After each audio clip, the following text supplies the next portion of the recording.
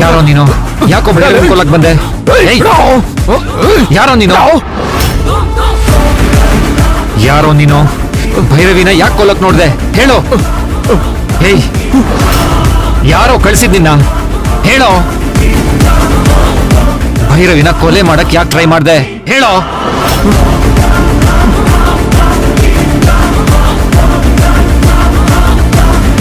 ಭೈರವಿ ನೀನ್ ಕಣ್ಮುಚ್ಚಿದಾಗ ಇವನ್ ಚಾಕು ತಗೊಂಡು ನಿನ್ನ ಸಾಯಿಸೋಕ್ ನೋಡ್ದ. ನಾನ್ ನೋಡಿ ಇವನ್ನ ತಡಿತಿದ್ದೀನಿ. ಈಗ ಸಿಕ್ಕಾಕೊಂಡು ಯಾಕೆ ಅಂತ ಕೇಳಿದ್ರೆ ಓಡೋದಕ್ ನೋಡ್ತಾ ಇದೀಯಾ? ಏಯ್ ಹೇಳೋ, ಯಾಕೆ ಹೀಗ್ ಮಾಡ್ದೆ? ಏನ್ ವಿರಾಟ್ ಇದು? ಒಂದ್ ನಾಟಕ ಮಾಡಿ ಅದ್ ವರ್ಕೌಟ್ ಆಗಿಲ್ಲ ಅಂತ ಈಗ ಇನ್ನೊಂದ್ ನಾಟಕ ಮಾಡ್ತಿದ್ದೀರಾ?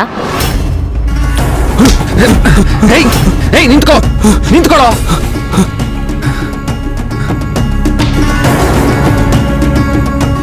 ಮಾಡೋದ್ ಮಾಡ್ತೀರಾ, ಆದ್ರೆ ಅದೇ ಹಳೆ ಟೇಪ್ ರೆಕಾರ್ಡರ್ ತರ ಹಳೆ ಸ್ಟೈಲ್ ನ ಯಾಕೆ ಯೂಸ್ ಮಾಡ್ತೀರಾ?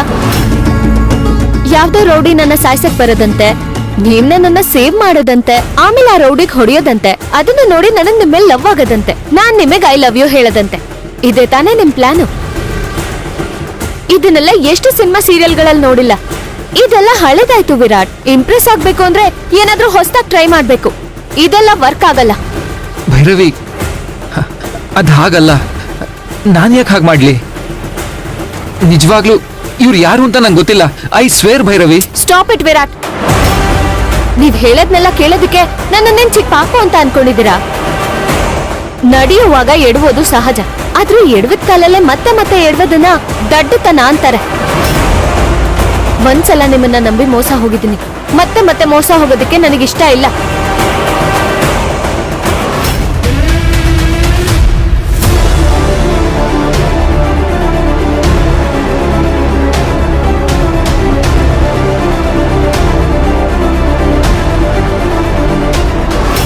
ಭೈರವಿ, ನಾನ್ ಹೇಳೋದನ್ನ ಸ್ವಲ್ಪ ಕೇಳು.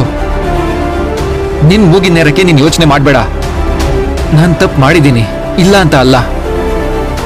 ಆದ್ರೆ ಅದನ್ನೇ ಇಟ್ಕೊಂಡು ಎಲ್ಲ ಸಿಚುವೇಶನ್ ಅಲ್ಲೂ ಮಾತಾಡ್ಬೇಡ. ವಿರಾಟ್, ಒಂದ್ಸಲ ಬಿಸಿ ಹಾಲು ಕುಡ್ದು ನಾಲ್ಗೆ ಸುಟ್ಕೊಂಡಿದ್ ಬೆಕ್ಕಿಗೆ ಮತ್ತೆ ಮೊಸರು ನೋಡಿದ್ರು ಭಯ ಆಗತ್ತಂತೆ. ಈಗ ಆಗಿರೋದು ಹಾಗೆ. ನೀವಿಷ್ಟೊಂದು ಚೀಪಾಗಿ ಯೋಚನೆ ಮಾಡ್ತೀರಾ ಅಂತ ನಾನು ಅನ್ಕೊಂಡಿರ್ಲಿಲ್ಲ. ಛೀ.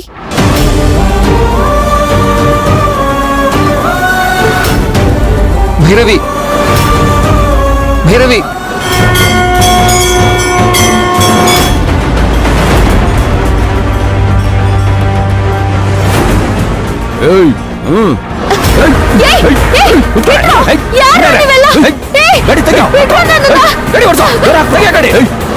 ಬಾಯ್ ಮುಚ್ಚ.